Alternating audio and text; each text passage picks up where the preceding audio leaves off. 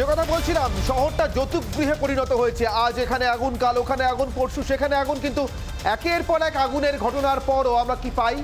প্রতিশ্রুতি, দেখছি, দেখব, একটা রিপোর্ট, তদন্ত হয় প্রত্যেকবার। আমরা আশা রাখি যে এবারে তদন্তের পর যে রিপোর্টটা জমা পড়বে তার ভিত্তিতে নিশ্চয়ই প্রশাসন ব্যবস্থা নেবে।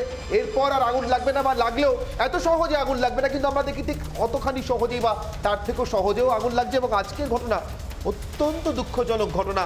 একই পরিবারের 4 জন অগ্নিদগ্ধ হলেন চেতলাহাট রোডে বস্তির আগুনের ঘটনাতে। এবং শুধু তাই নয়, সেই অগ্নিদগ্ধদের তালিকায় রয়েছে 2টি শিশু। অত্যন্ত দুঃখজনকভাবে তাদের দ্রুত আরোগ্য আমরা কামনা করি। কিন্তু এই ঘটনা প্রশ্ন তুলে দিচ্ছে সাধারণ নাগরিকের জীবন এবং তার সুরক্ষা নিয়ে। সম্পত্তির ক্ষতি তো অবশ্যই হয়, মানুষের আরও বড় বড় ক্ষতিও হয়, কিন্তু প্রাণ যেটা সব থেকে জরুরি, জীবন যেটা সব থেকে দামি, সেটা নিয়ে ভাবেন আমাদের রাজনীতিবিদরা। তৃণমূল, বিজেপি, সিপিএম, কংগ্রেস, একের পর এক রাজনৈতিক দল এ রাজ্যে প্রত্যেক দিন প্রত্যেক বছর রাজনীতির কথা বলে, কিন্তু কেউ কি নিজের রাজনীতির অভিধানে অগ্নি সুরক্ষার শব্দটা যুক্ত করে? সাধারণ নাগরিকের জীবনে যা অত্যন্ত গুরুত্বপূর্ণ। কলকাতার মানুষ, জেলার মানুষ, পশ্চিমবঙ্গের হাড়ে হাড়ে বোঝেন যে আগুন লাগলে কি হয়। স্টিফেন কোর্টের কথা নিশ্চয়ই আপনাদের মনে আছে দাউ দাউ করে জ্বলতে থাকা নন্দরাম মার্কেটের আগুনের কথা। এই সেদিন যা ঘটে গেল মাঝেরহাটে নিশ্চয়ই আপনারা বলেননি। জয়া সিনেমা হলের আগুন কয়েক মাস আগের ঘটনা নিশ্চয়ই বলেননি। আজকে চেতলাহাট রোডের আগুনের মাঝখানে আমরি হাসপাতালের আগুনের ঘটনাও রয়েছে। ঘটে, দেখি, ভুগি, কাঁদি, এরপর আমরা ভুলে যাই। আর আপনাদের এই স্মৃতি, এই শর্ট লিভড মেমোরি, অর্থাৎ কম সময়ের স্মৃতির ফায়দা নিয়ে চলেছে প্রত্যেকটি রাজনৈতিক। এখানে কারোর কোনো আলাদা বাছ বিচার নেই।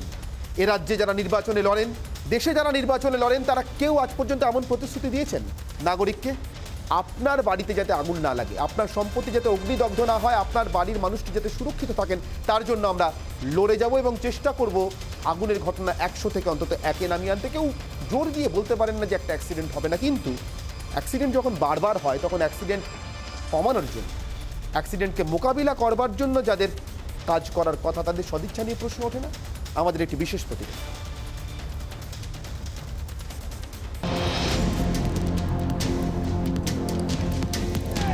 ভয়ঙ্করভাবে আতঙ্কিত যে এই আগুন যদি ছড়িয়ে পড়তো তাহলে কি ভয়াবহ হতো।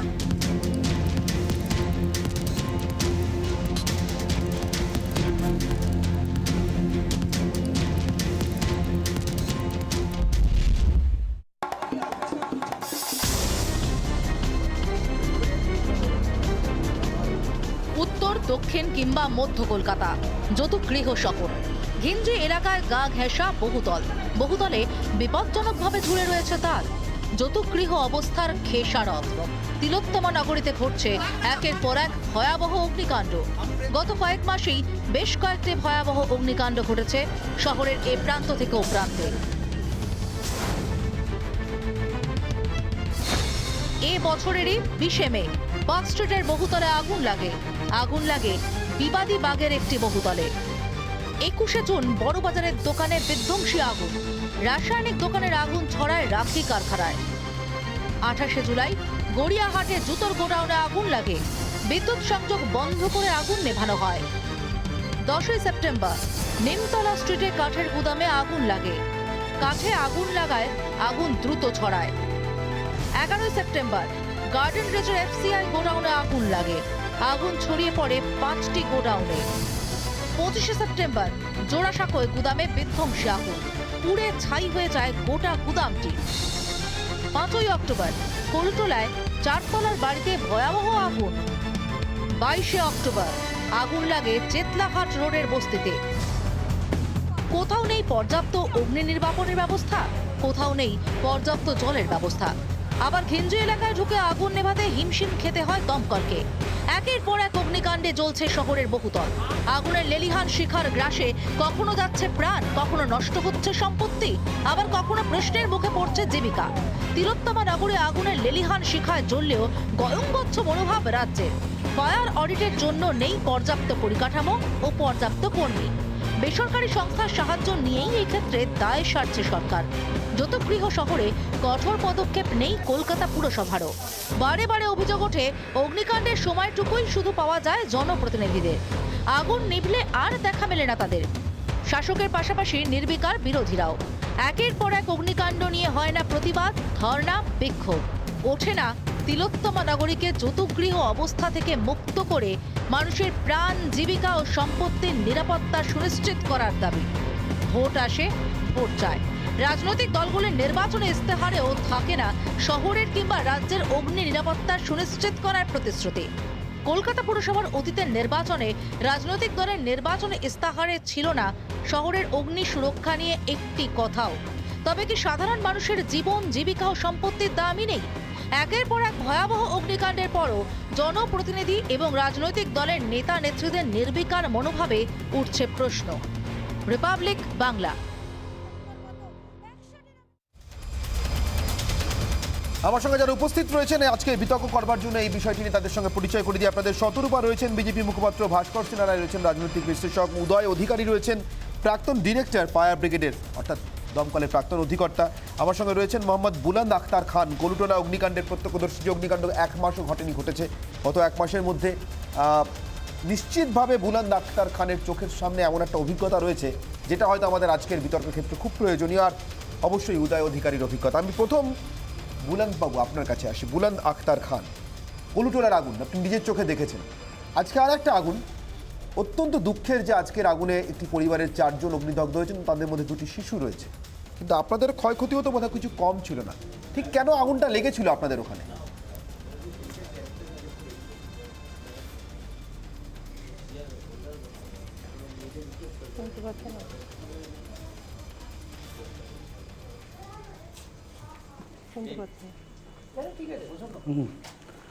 শুনতে পাচ্ছি। বুলন্দ বাবু শুনতে পাচ্ছেন আমার কথা? কেন আগুন লেগেছিল কলুটোলায়? আপনি চোখের সামনে কি দেখেছিলেন? মিল্টনের গোডাউন আছে ফার্স্ট ফ্লোরে। হ্যাঁ হ্যাঁ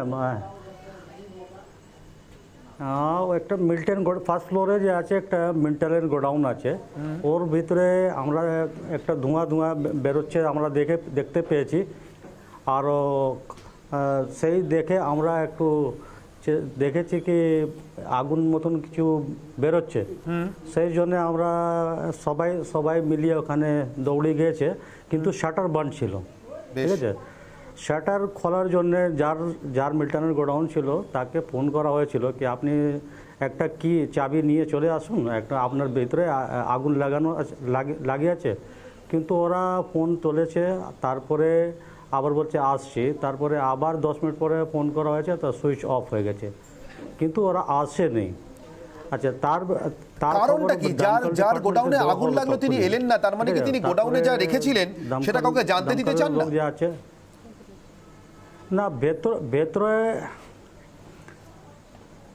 না, ভেতরে কি ছিল না ছিল আমরা তো সঠিকভাবে বলতে পারবো না। ওখানে নিশ্চয়ই মিল্টনের বাসন ফাসন বা আরও অনেক জিনিস আছে, ইউটেনশিয়াল ইউনিট আছে, জিনিস ছিল, তো সেইটাই ওর ভিতরে থাকে মোটামুটি।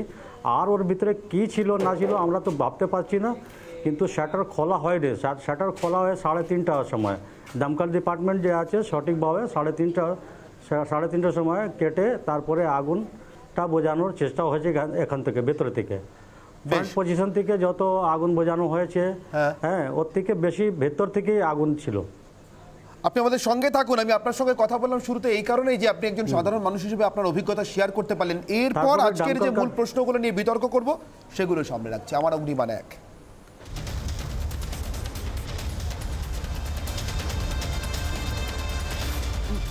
আগুন থেকে সুরক্ষা প্রশাসন দিতে পারে না কেন? একেবারে বেসিক নিড, একেবারে প্রাথমিক একটি চাহিদা যে কোনো নাগরিকের। অগ্নিবাণ 2,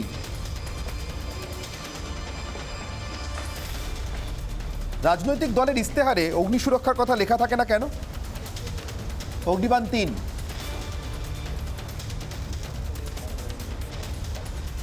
আগুন নিয়ে ধর্ণা বিক্ষোভ এসব হয় না কেন? এতে আসলে রাজনৈতিক কোনো লাভ নেই, সাধারণ মানুষের বিষয় তাই।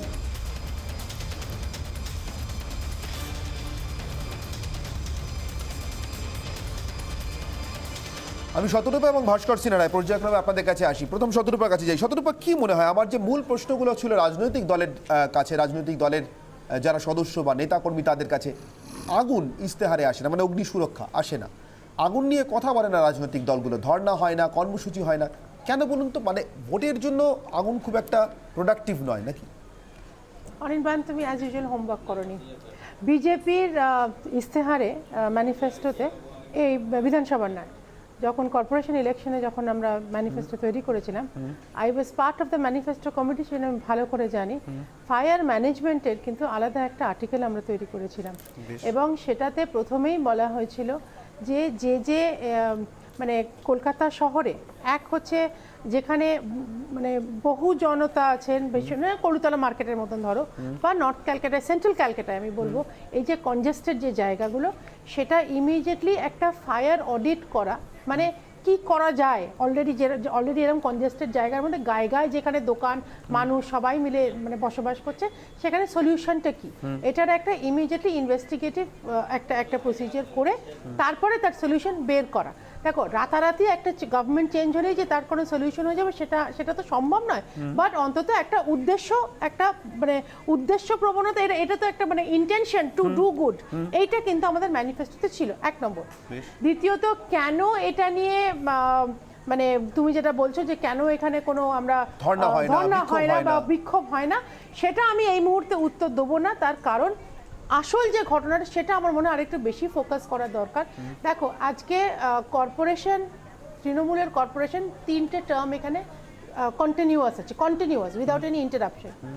তারপরেও যেখানে অগ্নিমন্ত্রী, আমি অগ্নি নিয়ে বোধহয় তোমার এখানে অনির্বাণ, আমি এখানে বোধহয় 3খানা শো করলাম এই নিয়ে আজকে, এবং অগ্নিমন্ত্রী মানে আগুনের মন্ত্রী যিনি, তিনি কিন্তু বারবার বলছে, দমকল মন্ত্রী সরি, আগুন নিবারণের মন্ত্রী যিনি, তিনি হাত পা তুলে এখানে অনেকবার তোমার শোতে, টিভিতে আমি দেখেছি, বলে গেছেন যে আমরা কি করব, মানুষ আমাদের কথা শোনে না, আমরা এখানে ফায়ার অডিট থার্ড পার্সনকে দিয়ে দিয়েছে, মানে এটা ওরা আউটসোর্স করে দিয়েছে, it is not even important for them. এবার আমি আসি যে মানুষ কথা শোনে না, মানুষকে কথা শোনানোর, মানুষকে বোঝানোর দায়িত্ব কিন্তু যারা কাউন্সিলর, যাদের আমরা বাংলায় পৌরপিতা পৌরমাতা বলি, মানে একটা ওয়ার্ড কিন্তু তাদের দায়িত্বে, পিতা মাতার মতন তাদের কিন্তু এই ওয়ার্ডের সংরক্ষণ, মেনটেনেন্স, প্রিভেনশন অফ ফায়ার, সব রকমভাবে তাদের বাচ্চাদের মতন সন্তান সুলভ আচরণ করে, তাদের ভালো ব্যবহার করে, তাদের সমস্ত রকম ব্যবস্থা করা কিন্তু একটা কাউন্সিলরের দায়িত্ব। কাউন্সিলর একটা ইংলিশ কথা যতটা দূরত্ব বজায় রাখে, পৌরপিতা এবং পৌরমাতা কিন্তু অত্যন্ত কাছের একজন মানুষকে আমরা ইলেক্ট করি অ্যাজ আ কাউন্সিলর। তো সেইখানে আমরা কিন্তু 3টে টার্ম যে পলিটিক্যাল পার্টি এখানে রাজত্ব করেছে কর্পোরেশন হিসেবে, তাদের কিন্তু আমরা সেই সদিচ্ছা আমরা কিন্তু দেখিনি। আমি বলছি না যে কেউ যেচে পড়ে আগুন লাগায়, কিন্তু আগুন লাগানোর মতন এই যে তোমরা যে কটা প্রতিবেদন দেখাচ্ছ, বা আমার পূর্ববর্তী বক্তা যেখানে বলছেন ফ্লেমেবল অবজেক্ট যদি একটা ক্লোজ জায়গায় থাকে, it is a fire waiting to happen, এ তো যৌতুকগৃহ তৈরি করা। আচ্ছা, যেখানে তোমার ওপেন ওয়ায়ার্স আছে, সেগুলো তো একটা মানুষ যখন কাউন্সিলর যখন ঘুরছে দরজায় সেগুলো চোখে চোখে দেখতে পাওয়া উচিত, তাহলে সেই ব্যবস্থা কেন হবে না?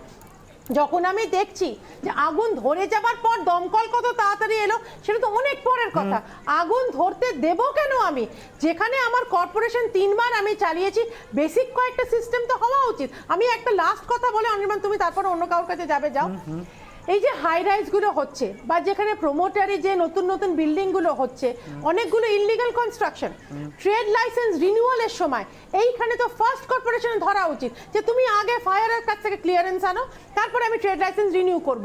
কিন্তু এখানে আবার সেই তোলাবাজি, আবার সেই সিন্ডিকেট। এই তুমি তোমার কথাতেই বললে যে অল্প বিস্তর টাকা খাইয়ে, ঘুষ খাইয়ে ফায়ার ডিপার্টমেন্ট কর্পোরেশনকে এটা কোনো রকমের লাইসেন্স এড়িয়ে যায়।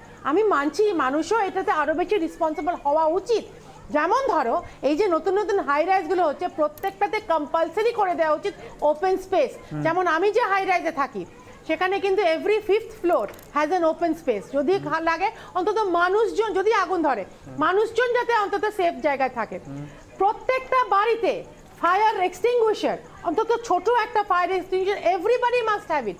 যাদের কাছে নেই, যেটা গরিব মানুষ বস্তিতে থাকে, গায়ে আছে, তাহলে সেই ফায়ার ড্রিল করা উচিত।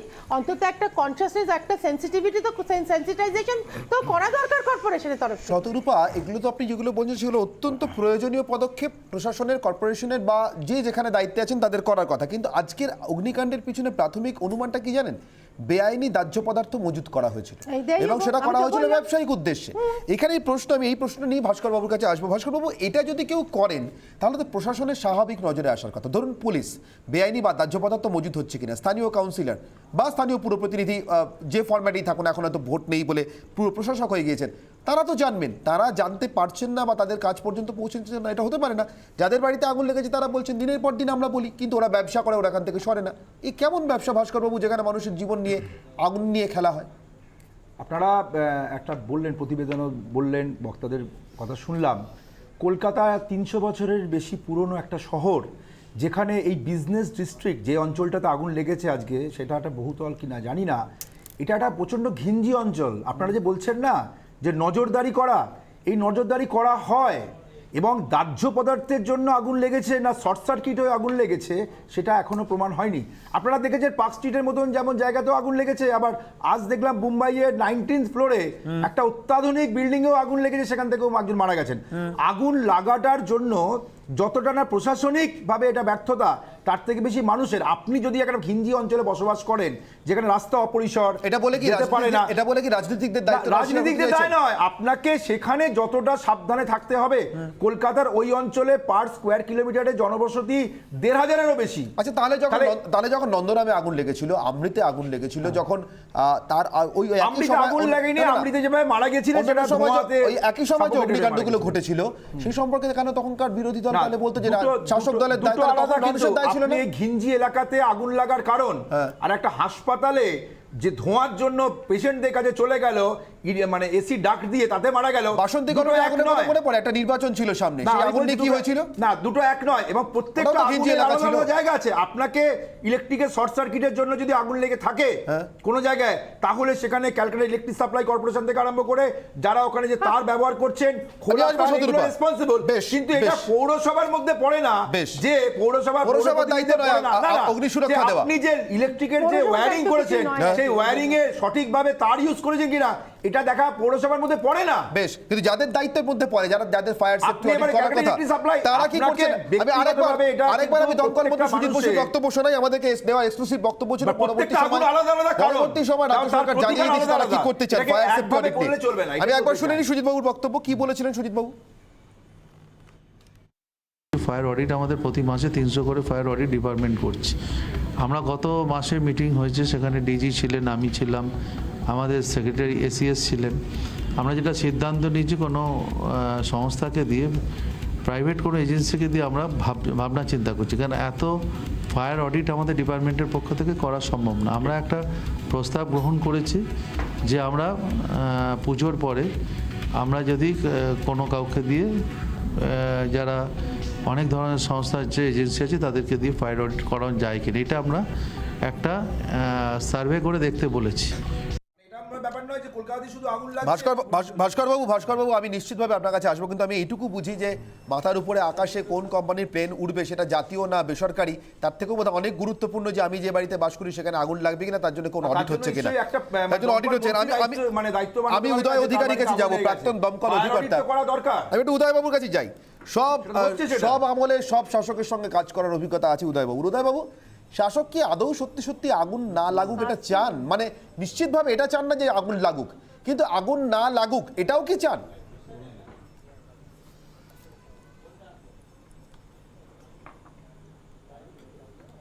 আমি আপনার কাছ থেকে একটা এক্সট্রা মিনিট টাইম নিয়ে একটা অ্যাপিল করে তারপরে আপনার বক্তব্যে আসছি।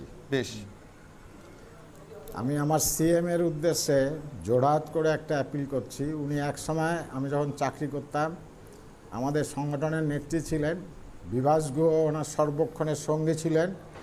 যখন এই ভাস্করবাবুদের মতন মানুষদের বোধহয় খুব বাচ্চা ছেলে ওনারা, তো তখন বিভাস গুহ ছিলেন ওনার সর্বক্ষণের নেত্রী। এই যে আপনারা এত আলোচনা করছে, ওখানে এত ঝগড়াতক্ক লেগে যায়, একটাই অ্যান্সার। এই যে আমাদের অনারেবল ফায়ার মিনিস্টার বললেন, ভাবনা চিন্তা করছি private agency. This is enacted in the law, but that law is not enforced since the time of the left front. The law was enacted in the time of the left front, but that left front did not implement because of the vested interest. And this government also, about fire audit, especially I mentioned to infrastructural our development. honorable fire minister, fire audit in all respect including fire audit. পুরোটাই This বলছেন। is So enacted it is in the law. applicable for Bhaskar the babu, বলতে residential and commercial. ভাস্কর বাবু বলতে Private ওনাকে agency. Complete করতে দিন please উনি এখন চিন্তা ভাবনা করছেন যে হ্যাঁ উদয়বাবু আপনি কন্টিনিউ করুন প্লিজ। প্লিজ আমাকে কথা শেষ করতে দিন। ওনারা আমার সাবজেক্টটা ওনারা ভালো বোঝেন না, আর আমি কোনো মিথ্যে কথা বললে তার দায় দায়িত্ব সব আমি নিয়ে নেব। তা আমার সিএমের কাছে অ্যাপিল, যে আইনটা তৈরি করা আছে সেকশন 11F সেকশন 11G তার করেসপন্ডিং রুল 2003 2004 উনি ইমপ্লিমেন্ট করে দিক। আজকে কলকাতার এখন যদি 75% ড্রপ না করে যায়, অন্যান্য ভায়োলেশন বেআইনি করে যারা বিভিন্ন গুদাম চালায় কারখানা চালায় বন্ধ যদি না হয়, তাহলে আমাকে ফাঁসিতে লটকে দেবে। চ্যালেঞ্জ করে বলছি, why that law is not enforce, what is the cause? আজকে ফায়ার মিনিস্টার বলছেন প্রাইভেট এজেন্সির দিকে দিয়ে একটা চিন্তা ভাবনা করছেন, that is already enacted in the law, why that law is not enforce? সেখানে প্রাইভেট এজেন্সির কথাই বলা আছে। এবং ওটা হলে আমার ফায়ার সার্ভিসের ইনফ্রাস্ট্রাকচার দিয়ে সম্ভব নয় টোটাল পশ্চিমবঙ্গের সমস্ত কিছু সেফটি অডিট করা, লাইসেন্স এনওসি এগুলো দেখা। তারপরে তো তার মধ্যে করাপশন ইত্যাদি সোসাইটিতে আসে, এখনও আসে, আগেও ছিল, ভবিষ্যতেও থাকবে। But everything shall be reduce in a considerable manner. Department এক এক করে ভাস্কর বাবু বলতে দিন। রয়েছে একটা ফায়ার সেফটি সার্টিফিকেট নিতে গেলে আমাকে শেষ করতে দিন। এখন যে পরিমাণে করাপশন আছে, এই করাপশনও রিডিউস করা যাবে মোর দ্যান 50%। ওই একটা সামান্য সাধারণ লাইসেন্স যার ফিজ হয়তো 500 টাকা, সেই লাইসেন্সটা আনতে গেলে ইন্সপেক্টরের ঘুষের রেঞ্জ শুরু হয় 50,000 টাকা থেকে। That will also be reduce and control. That So can you are be part done of this only এক by মিনিট আমি এটার পরিপ্রেক্ষিতে না এটার পরিপ্রেক্ষিতে আমি ব্রহ্মাস্ত্র যাবো, কিন্তু ভাস্কর বাবু এগুলো বলে ধামা চাপা দিতে পারবেন না, না, এগুলো ধামা চাপা দেওয়ার কি আছে? When he is saying that Dhama this চাপা about দিচ্ছেন তো, উনি তো he was a system part of সম্পর্কে the বলছেন organization. না, উনি তো সিস্টেম তো উনিও সম্পর্কে কি ওনার বলছেন, responsibility শুধু সিস্টেম বলছেন না, উনি এটাও বলছেন মমতা বন্দ্যোপাধ্যায় যখন বিরোধী নেত্রী ছিলেন তখন তার সঙ্গে তার যা যোগাযোগ ছিল তাতে করে ইনি সবই জানতেন। মমতা বন্দ্যোপাধ্যায় আজকে ভেবে চিন্তাটা করতে চাইছেন কারণ রাজ্যের মুখ্যমন্ত্রী করেই ফেলুন না। শতরূপা হাত তুলছিলেন। শতরূপা এই জন্যই কি আসলে রাজনীতিকরা এই প্রশ্নটা এড়িয়ে যেতে চান? আইনটা তো আছে, শুধু প্রয়োগ করলে হয়, প্রয়োগ করতে বাধা কোথায়? এটাই আমার প্রশ্ন। দেখো উদয়নবাবু, না তুমি যখন জিজ্ঞেস করছিলে তখন উনি মুচকি মুচকি হাসছিলেন, যখন ভাস্করবাবু দায় এড়িয়ে যাচ্ছিলেন। এই যে অ্যাটিটিউডটা তৃণমূলের, যে আমাদের কোনো দায় নেই, আমরা 3 বার কিন্তু কর্পোরেশন চালিয়েছি, আমরা রমরমা করে আমাদের সরকার চালাচ্ছি, এবং আমাদের যিনি চেয়ারম্যান উনি কান্নাকাটি করলেন, উনাকে যখন নিজাম প্যালেসে ধরে নিয়ে গেল, সিবিআই যখন ধরে নিয়ে গেল, তখন উনি কান্নাকাটি করলেন, কলকাতা আমায় বাঁচাতে দিলেন না। তো কলকাতা বাঁচাতে গিয়ে কি ওনার একমাত্র কাজ মমতা ব্যানার্জির সঙ্গে ঘোরা? উনি কি আগুন নিয়ে ওনার তরফ থেকে কোনো স্টেটমেন্ট তোমরা কি পেয়েছো? হ্যাঁ স্টেটমেন্ট পেয়েছি, নিশ্চিতভাবে পেয়েছি, স্টেটমেন্টটা দেখাবো। উনি সেই তো স্টেটমেন্টটা অলরেডি এড়িয়ে যান। এখানে জল হয়, উনি বলেন উত্তরখান থেকে নাকি জল আসছে, তো আগুনটা কোথা থেকে আসছে? ফিরহাদ হাকিমের এক্সক্লুসিভ প্রতিক্রিয়া আমরা পেয়েছি, এক্সক্লুসিভ প্রতিক্রিয়া আমরা পেয়েছি, আমরা দেখাবো, অবশ্যই দেখাবো। ভাস্কর বাবু, আপনার কাছে যে প্রশ্নটা নিয়ে এসেছিলাম শুরুতে, আমি আবারও সেই প্রশ্নে থাকতে চাইবো। যদি একটা সিস্টেম সম্পর্কে, করাপশন সম্পর্কে প্রশ্ন তোলেন কেউ, তাহলে তার ওই সার্ভিসে থাকাটা বেশি গুরুত্বপূর্ণ নাই? উনি যখন বলছেন এই করাপশনটা ছিল, তাহলে করাপশনের মধ্যে উনিও ছিলেন, তাহলে উনি তো বলছেন যে এরকম নাই। আচ্ছা ভাস্কর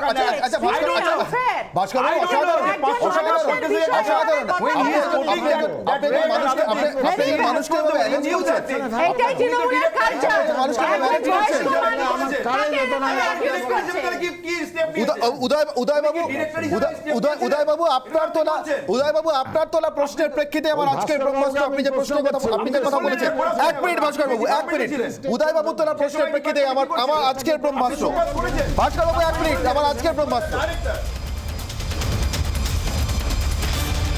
কায়েমি স্বার্থের কাছে কি আগুন প্রয়োজনীয়? কায়েমি স্বার্থ কথাটা বলেছেন উদয়বাবু।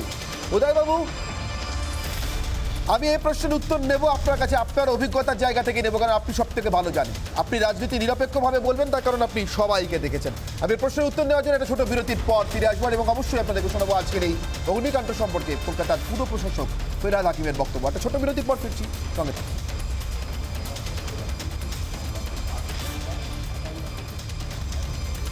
বিরতিতে যাওয়ার আগে এই মুহূর্তে যে ছবি আমরা দেখতে পাচ্ছি, অনন্যা পাণ্ডে লাগাতার দ্বিতীয় দিন এনসিবি জেরার পর আজকে এই মুহূর্তে এনসিবি দপ্তর থেকে বেরিয়ে যাচ্ছেন। রিপাবলিক বাংলা এক্সক্লুসিভ দেখতে পাচ্ছেন সেই ছবি। অনন্যা পান্ডে এনসিবি দপ্তর থেকে দ্বিতীয় দিন জেরার পর বেরিয়ে গেলেন। আজকে সকাল 11টা তিনি হাজিরা দিয়েছিলেন।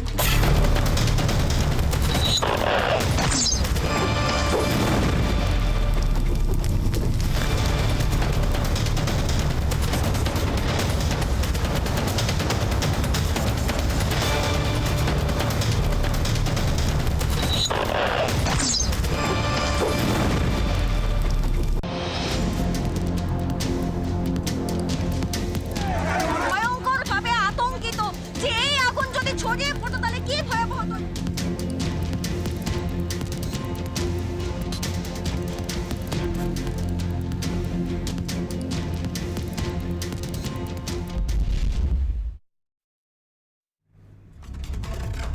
আমি সরাসরি যাব উদয়বাবুর কাছে। আমি বিরতিতে যাওয়ার আগে প্রশ্ন করেছিলাম উদয়বাবুরই দেওয়া বিভিন্ন অভিজ্ঞতার পরিপ্রেক্ষিতে যে কায়েমি স্বার্থের জন্য আগুন প্রয়োজনীয় কিনা। আপনি কায়েমি স্বার্থ শব্দটা ব্যবহার করেছিলেন উদয়বাবু।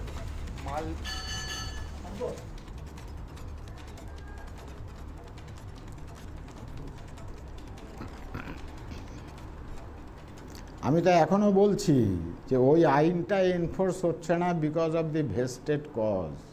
ওই আইনটা প্রয়োগ করলে করাপশান 50% রিডিউস করে যাবে, আগুন 70% রিডিউস করে যাবে, সেফটি অডিট থেকে আরম্ভ করে ভায়োলেশন যত স্টেক হোল্ডার থেকে আরম্ভ করে রেসিডেন্সিয়াল বিল্ডিং কমার্শিয়াল করতে পারবে না। আমি তো আপনাকে মেনশন করে বললাম সেকশন 11F 11G ইমপ্লিমেন্ট করলে পরে এবং তার করসপন্ডিং রুলস। আমি সিএমের কাছে স্পেশাল অ্যাপিল করলাম, তো 4 দিন আগে TV9-এ সেম অ্যাপিল করেছি সিএমের কাছে। বাকি কেউ করবে না, কারণ there is a vested cause. ওটা করলে পরে ফায়ার 70% কমে যায়। আমি তো বললাম আমাকে হ্যাং টু ডেথ করে দেবেন। Why that law is not enforce? কেন আইনটার প্রয়োগ হয়নি? আইনটা ওরা তৈরি করেছিল কিন্তু করেনি, কারণ করার পরে দেখেছিল আমাদেরই টাকা কমে। বেশ বেশ, আমি চট করে কার ইন্টারেস্টটা ভেস্টেড আছে আপনি বলবেন কাইন্ডলি? কার ইন্টারেস্ট ভেস্টেড আছে? মানে দমকল দপ্তরে যারা চাকরি করেন তাদের?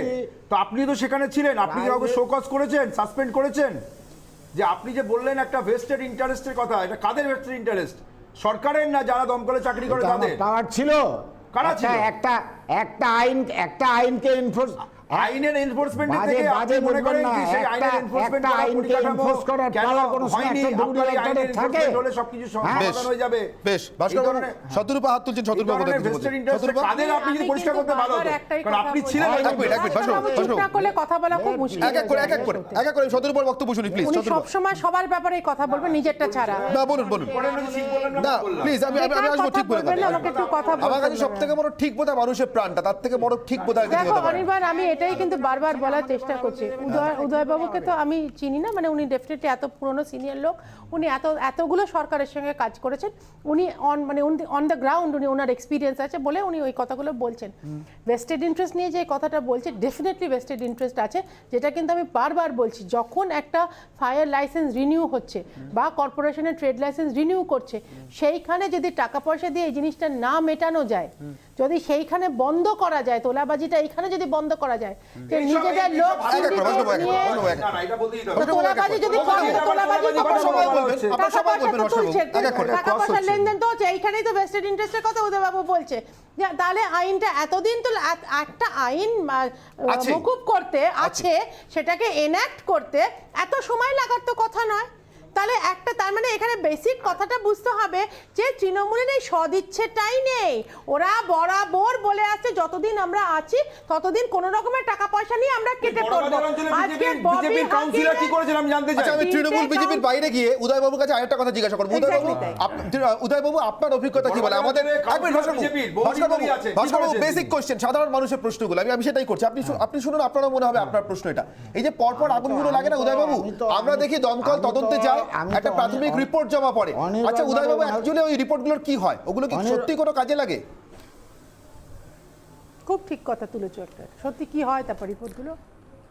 সব গাদা ঘরে চলে যায়। আপনি আমার কথার সময় ইন্টারফেয়ার করতে দেবেন না। আমি খুব অল্প সময়ের মধ্যে আপনাকে টোটালটা ব্রিফ করে দিচ্ছি। বলুন প্লিজ। যত তদন্ত, যত সব কিছু আইওয়াস আজ পর্যন্ত কোনো তদন্তে, আমি 32 বছর চাকরি করেছি, কোনো ফায়ার ব্রিগেডের একজনের পানিশমেন্ট হয়নি। এর মানে কি এই যে আগুন যে লাগে, সেই আগুনটাতে সবসময় অপোজিট পার্টি অর্থাৎ স্টেক হোল্ডার ওনার এদেরই দোষ থাকে? ফায়ার ব্রিগেডের তরফে কোনো দোষ থাকে না? অজস্র দোষ থাকে। যত তদন্ত আজ পর্যন্ত দেখেছেন যে because of the lacuna on the ground of the fire fighting কোনো ফায়ার অফিসারের পানিশমেন্ট হয়েছে বা স্টাফের পানিশমেন্ট হয়েছে? তারা ভুল করে না? আমরিতে ভুল করেনি? আমরিতে ফায়ার ব্রিগেডের অফিসার টাকা ঘুষ খেয়ে লেফট ফ্রন্টের আমলে ওখানে আপনার ইললিগালি এনওসি রিনিউ করা যেত বছরের পর বছর, এবং that was the root cause of originating the fire. কারো পানিশমেন্ট হয়েছে? হয়নি, হবে না। আমি ওই আইনটা এনফোর্স করার জোর দিচ্ছি। কেন? ওটা করলে লাইসেন্স এজেন্সি, এই যে অনারেবল ফায়ার মিনিস্টার যেটা বললেন যে আমরা চেষ্টা করছি প্রাইভেট এজেন্সিকে দিয়ে ফায়ার সেফটি অডিট করা, সেটা দরকার হবে না। এই আইনটাকে ইমপ্লিমেন্ট করলে ওই লাইসেন্স আমরিতে আগুন লাগেনি, আমরিতে মারা যাওয়ার কারণ আপনার হয়ে যাচ্ছিল লেফট ফ্রন্টের আমলে আইনটা হয়েছে। আমার কথার মাঝখানে ঢুকবেন না, আমি পলিটিক্যাল লোক নই, আমি আপনাদের কোনো দলের হয়ে কথা বলছি না। এই আইনটা সিপিএম আমলে হয়ে টেন্ডার বেরিয়ে গেছিল, ইন্সপেকশন হয়ে গেছিল। অ্যাপয়েন্টমেন্ট লেটার দেওয়ার সময় তৎকালীন মিনিস্টার ভাবলেন, তাকে বোঝালেন না দমকলের অফিসাররা যে স্যার ঘুষ কিন্তু কমে যাবে, বাস সাদা হাতে বন্ধ। সেই সমস্ত সময় যারা অ্যাপ্লাই করেছিল তাদের কষার মানি ফায়ার ব্রিগেডে জমা দিয়েছিল, সেই টাকার আজ পর্যন্ত কোনো হিসেব নাই। তো ভাষাটা একটু ভালো বলেছেন, যেটা ভাস্কর রেডি করে ওঠেনি। তোলাবাজির জায়গায় ঘুষ এসেছে। ঘুষের কথাটা কি বলছেন না? ফিরাদ হাকিমের কথায় আসি। ফিরাদ হাকিমের প্রতিক্রিয়া। প্রথমত আমরিতে কোনো আগুন লাগেনি, আমরিতে মারা যাওয়ার কারণ হচ্ছে প্রতিক্রিয়া। এই ডাক্ট ফিরাদ হাকিমের প্রতিক্রিয়া। আমি গেছিলাম, গিয়ে দেখলাম যে একটা স্টোভে কোনো মা রান্না করছিল। বাচ্চাটা বল খেলতে খেলতে স্টোভটায় লেগেছে, স্টোভটা ছিটকে গিয়ে ওপরে প্লাস্টিক ছিল, যে প্লাস্টিকে আগুনটা ধরেছে। ওইটা একটা ঘিঞ্জি ছোট্ট বস্তি, এবং তারপরে ওই আগুন ধরে যায় ঘরটায়। সাথে সাথে পাড়ার লোকেরা লাফিয়ে পড়ে এসে ওই কেএমডিএ কোয়ার্টার বা ওইখানকার 19 নম্বরের সব লোকেরা তারা এসেই নিজেরা জল মারতে শুরু করে। তারপরে দমকলও পৌঁছয়, এবং তারপরে কিছুক্ষণের মধ্যে আগুন নিয়ন্ত্রণে এসে যায়। কিন্তু 4 জন তার মধ্যে সেই ঘরে যারা ছিলেন তারা ইনজোর্ড হয়ে যায়। 2টো বাচ্চা ইনজোর্ড হয় এবং 2 জন পুরুষ ইনজোর্ড হন। এই ছিল পুর প্রশাসক ফিরাদ হাকিমের প্রতিক্রিয়া। আমি এবার সময় বেঁধে আসছি প্রত্যেকের কাছে 30 সেকেন্ড করে। আমি শতরূপাকে দিয়ে শুরু করছি। শতরূপা 30 সেকেন্ড। অনির্বাণ, আমি কিন্তু প্রথম থেকে বলছি যে আমাদের মেয়র কোথায়, কি বলছেন উনি, কি তার প্রতিক্রিয়া, এত সুন্দর এত সুইট প্রতিক্রিয়াতে আমি মানে মুগ্ধ। এত সুন্দর উনি কথাবার্তা বলেন না, যে মেয়র চেতলায় আগুন ধরলো তারই এলাকা, এবং সে সেখানে ক্যাম্পেইন করতে গিয়ে লাইভ তোমাদেরই আমি দেখেছিলাম একটা প্রতিবেদনে, তার নিজের কোনো বক্তব্য নেই, লাথি মেরে বিজেপির ক্যান্ডিডেটকে বের করে দেয়, এই হচ্ছে তার ভাষা। অথচ এতদিন ধরে উনি ক্যান্ডিডেট হয়ে আছেন, এতদিন ধরে উনি জিতে উনি জনপ্রতিনিধি, ইলেক্টেড পারসন, তাহলে তার এলাকায় সেই বস্তির উন্নয়ন হয় না কেন, যেখানে এখনো একটা উনারই ভাষা একজন মেয়ের মা নাকি মা স্টোভে রান্না করতে হয় এমন একটা ছোট জায়গায় কেন উনি নিজের এলাকার উন্নতি কেন করেন? সময় শেষ। ভাস্কর বাবু 30 সেকেন্ড প্লিজ। ববিদা যেটা বললেন যে একটি বাচ্চা খেলতে গিয়ে বল লেগে যাওয়াটা যদি প্রশাসনিক দায়িত্ব হয়ে যায়, এবং খেলতে গিয়ে বল লেগে স্টোভে যদি একটা দুর্ঘটনা ঘটে, তার দায় কি প্রশাসনের? বিষয়টা হচ্ছে যে একটা দুর্ঘটনা। আপনারা যে ফায়ার অডিটের কথা বা বিভিন্ন যে আলোচনাগুলো হলো, এটার নিশ্চয়ই দরকার আছে, প্রয়োজন আছে, কিন্তু কলকাতার মতো এরকম ঘিঞ্জি জায়গাতে বিভিন্ন জায়গায় তাহলে বাড়িঘরগুলো ভেঙে ফেলতে হয়, সব মাঠের মধ্যে থাকতে হয়, এটা নয়। এবং 19 তলাতেও আগুন লাগে বোম্বাইতে। আগুন লাগার ব্যাপারটা কিন্তু এটা কিন্তু প্রশাসনিক ব্যর্থতা থেকে মানুষের সচেতনতা এবং দুর্ঘটনাকে প্রিভেন্ট করার ব্যবস্থা নেওয়া উচিত। আমি একবার বুলন্দ আক্তার খানের কাছে যাই। বুলন্দ বাবু, আপনার কাছে আমার প্রশ্ন, 30 সেকেন্ডের মধ্যে উত্তর দেবেন প্লিজ। আজকের দিনে আপনি কি অনেকটা নিশ্চিন্ত বোধ করেন আর আপনি যেখানে ব্যবসা করেন সেখানে আগুন লাগবে না?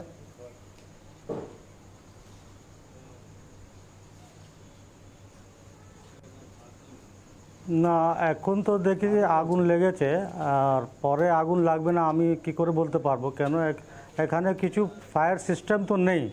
আমি মনে করব, আমি কামনা করব কি এইটার রিভাইভাল হওয়ার পরে এখানে ফায়ার সিস্টেম লাগানো যায়। হ্যাঁ, আর দ্বিতীয় কথা আছে কি যা আমাদের ফায়ার সিস্টেম আছে আপগ্রেড করা যায়। যে সিস্টেম চলছে অনেক পুরনো আছে, ঠিক আছে? সিস্টেমটা অনেক পুরনো আছে, আর সেই অনেক সিস্টেমটাকে পরিশ্রম করে বদলাতে বলছেন বুলান আক্তার খানের মতো নাগরিকরা। আর এই সিস্টেমের আগাপাশতলা জেনে উদয় অধিকারীর মতো প্রাক্তন অধিকর্তারা বলছেন যে একটা আইন আছেই, শুধু ওটাকে প্রয়োগ করলেই হয়। উদয়বাবু, শেষ 30 সেকেন্ড আপনার কাছে। আপনি সাধারণ মানুষের প্রতিক্রিয়া শুনলেন, তারা নিশ্চিন্ত নন, অথচ তাদের নিশ্চিন্ত করবার জন্য শুধুমাত্র একটা আইনের প্রয়োগই যথেষ্ট। আপনার কি কোথাও মনে হয় সরকারের সদিচ্ছার অভাব রয়েছে, প্রশাসনের সদিচ্ছার অভাব রয়েছে?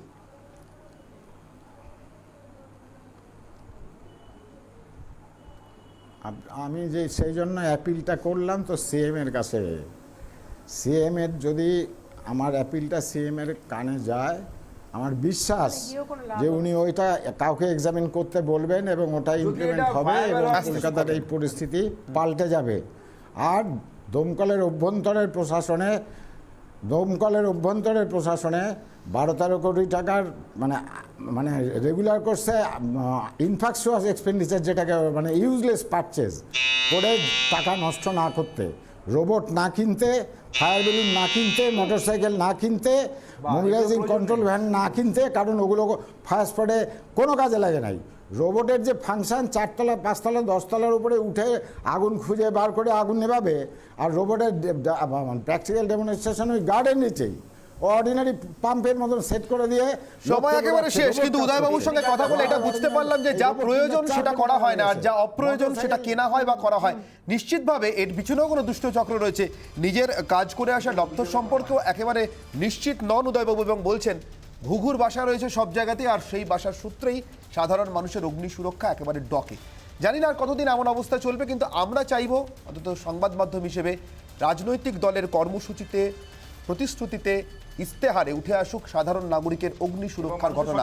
সম্পত্তি আর প্রাণ গেলে পরে সত্যি সত্যি ফেরে না, আরও একবার করতে হয়, প্রাণ তো কেউ কাউকে দিতেই পারেন না। এই অবস্থার অবসান হোক, এই আবেদন রেখে শেষ করছি আজকের বিতর্ক পর্ব। ছোট বিরতির পর ফিরে আসছি আজকের ব্রেকিং খবরগুলো নিয়ে। সঙ্গে থাকুন রিপাবলিকা।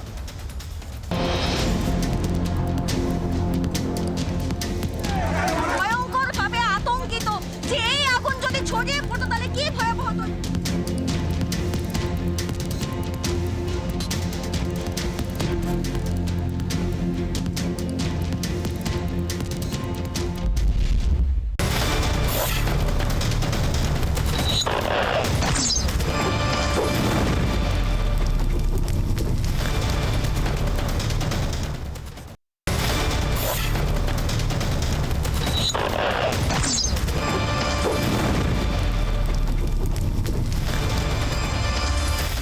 অনির্বাণের অগ্নিবাণে এই মুহূর্তে ব্রেকিং যে খবরে চোখ রাখবো, আপনাদেরকে কিছুক্ষণ আগে দেখিয়েছিলাম যে 4 ঘন্টা জেরার পর মুম্বাই এনসিপি অফিস থেকে বেরিয়ে যাচ্ছেন অনন্যা পাণ্ডে, এবং গতকালও তিনি এই জেরা পর্বে যোগ দিয়েছিলেন, জিজ্ঞাসাবাদ পর্বে যোগ দিয়েছিলেন। তখনই তাকে জানিয়ে দেওয়া হয়েছিল আজকেও তাকে সকাল 11টায় আসতে হবে, সেই মতো তিনি হাজিরাও দিয়েছিলেন এনসিপি দপ্তরে। এবং 4 ঘন্টা জেরার পর এনসিপি দপ্তরে আজকে অনন্যা পাণ্ডে কিছুক্ষণ আগে বেরিয়েছে তার গাড়ি, আমরা দেখেছি সেই ছবি সরাসরি রিপাবলিক বাংলায়।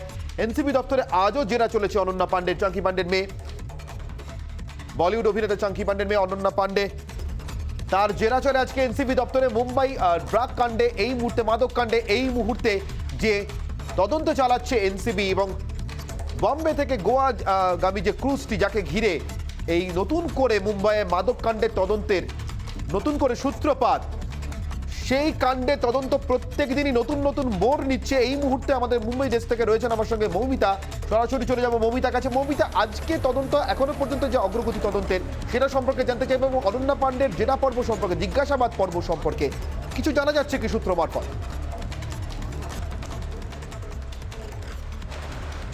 অনন্যা পাণ্ডে জাস্ট 2:23 সময়তে যখন এনসিবি অফিসে পৌঁছয়, তিনি জাস্ট 10 মিনিট আগে এনসিবি অফিস থেকে বেরিয়েছে। তো প্রায় 3.5 ঘন্টার ওপর ধরে তাকে এনসিবির কাছে জেরা হয়েছে। জানা যাচ্ছে যে আরএন খানের সাথে তার যে 2018-19 সালে যে চ্যাট হয়েছিল, যেখানে 2 থেকে 3 বার ড্রাগের মেনশন পাওয়া গেছিল, মাদকের মেনশন পাওয়া গেছিল, সেই নিয়ে জিজ্ঞাসাবাদ করা হয়েছে। এনসিবির তরফ থেকে এখনও সেই বিষয়ে পুরো বলা হয়নি যে কি জিজ্ঞেস করা হয়েছে।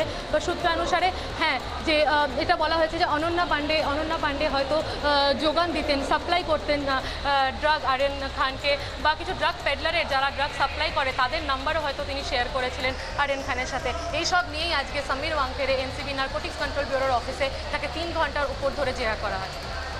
অনন্যা, এই জেরা পর্বে কোথাও যে পরবর্তী যে ট্রেলটা খুঁজছেন এনসিবি আধিকারিকরা, অর্থাৎ আরো কারা কারা যুক্ত, কোনো ব্যবসায়িক লেনদেন যুক্ত কিনা, কারণ আমরা জানি যে কনজিউম করা এবং ব্যবসায়িক স্বার্থে ব্যবহার করা বা ব্যবসায়িক কাজে লাগানো দুটো সম্পূর্ণ আলাদা ধারা রয়েছে এনডিপিএস অ্যাক্টে। সেই জায়গা থেকে পরবর্তী ধাপ সম্পর্কে কিছু এগোতে পেরেছেন তদন্তকারীরা?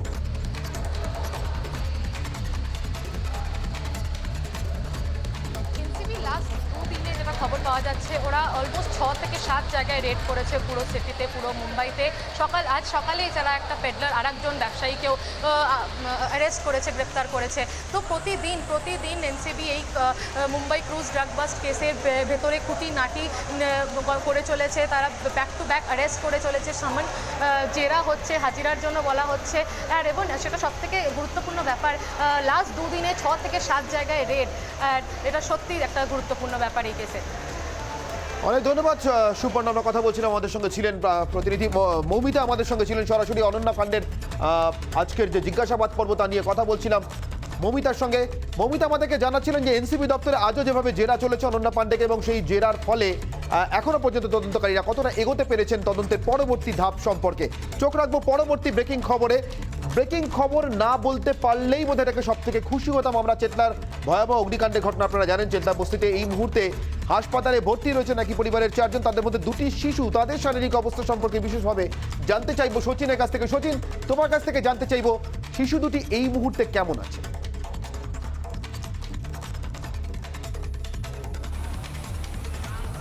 দেখো, হাসপাতাল সূত্র মারফত খবর যেটা রয়েছে, এই দুটি শিশুরই একটি শিশুর অর্থাৎ যে ছেলেটি রয়েছে তার কিন্তু শরীরের 15% বার্ন করেছে, এবং যে মেয়েটি রয়েছে সেই বাচ্চা মেয়েটির কিন্তু শরীরের প্রায় 20%-এর কাছাকাছি কিন্তু বার্ন হয়েছে বা ঝলসে গিয়েছে।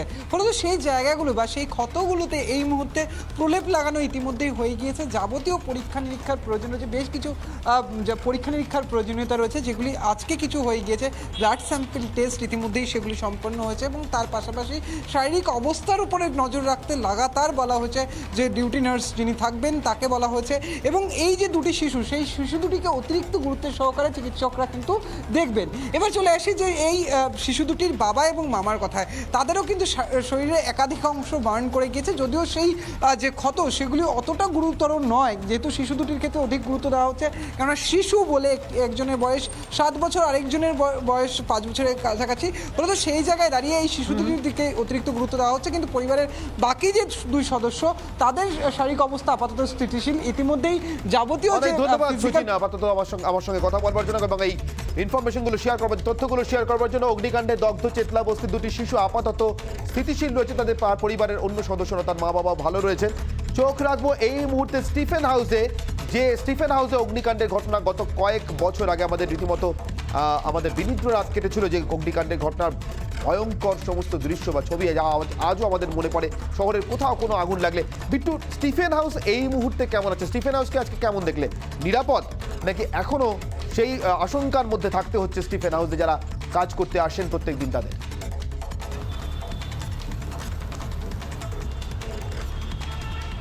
একদম 100% নিরাপদ, তার বলা অপেক্ষা রাখে না। আমি তোমাকে সেই দৃশ্য দেখাবো, এই মুহূর্তে আমার ভিডিও জার্নালিস্ট দেখাচ্ছে। স্টিফেন হাউসে কিন্তু অনেকগুলো ফ্লোর রয়েছে, সেই ফ্লোরগুলো এখনো পর্যন্ত অন্ধকার। এখানে অগ্নিকাণ্ডগুলো ঘটেছিল এবং এখনো পর্যন্ত এখানে যারা থাকতেন তারা কেউ আসেন না। তবে গোটা বিল্ডিংটাকে নতুন করে সাজানো হয়েছে। তোমাকে এখন বাইরে থেকে দৃশ্যটা দেখাচ্ছি, যে পুরো রং করা হয়েছে এবং ভিতরে যে অগ্নি নির্বাপন ব্যবস্থা, সেই অগ্নি নির্বাপন ব্যবস্থা অনেকটা আধুনিক করা হয়েছে। স্বয়ংক্রিয়ভাবে অগ্নি নির্বাপন ব্যবস্থা করা হয়েছে 5টি পাম্পের মাধ্যমে। সেখানে মূলত এই যে জল সাপ্লাই, ওয়াটার সাপ্লাই, সেই ওয়াটার সাপ্লাই ব্যবস্থা করা হয়েছে। এর পাশাপাশি বড় পাইপের মাধ্যমে সেখানে যাতে জল সাপ্লাই করা হচ্ছে, যাতে করে কোনো রকম দুর্ঘটনা না ঘটে। কাজেই 2010-এর স্মৃতি যাতে পুনরায় না ফিরে আসে, তার জন্য একদম প্রস্তুত একদম স্টিফেন কোড, যেই স্টিফেন কোড একসময় ইতিহাসের কালো অধ্যায়ের একেবারেই। আপাতত তোমাকে ধন্যবাদ বিট্টু। কথা বলছিলাম আমাদের প্রতিনিধি বিট্টুর সঙ্গে। এই মুহূর্তে শহরে অগ্নিকাণ্ডের পরিপ্রেক্ষিতে কেমন রয়েছে শহরের অন্যান্য অংশগুলো, যেখানে এর আগে ঘটে গিয়েছে বড় আগুনের ঘটনা। শেষ করবো অনির্বাণের অগ্নিবাণ, কিন্তু তার আগে এই মুহূর্তে যে খবরে চোখ রাখবো, ত্রিপুরায় পুরো ভোটের ঘোষণা হলো। ত্রিপুরায় পুরো ভোট নভেম্বরে।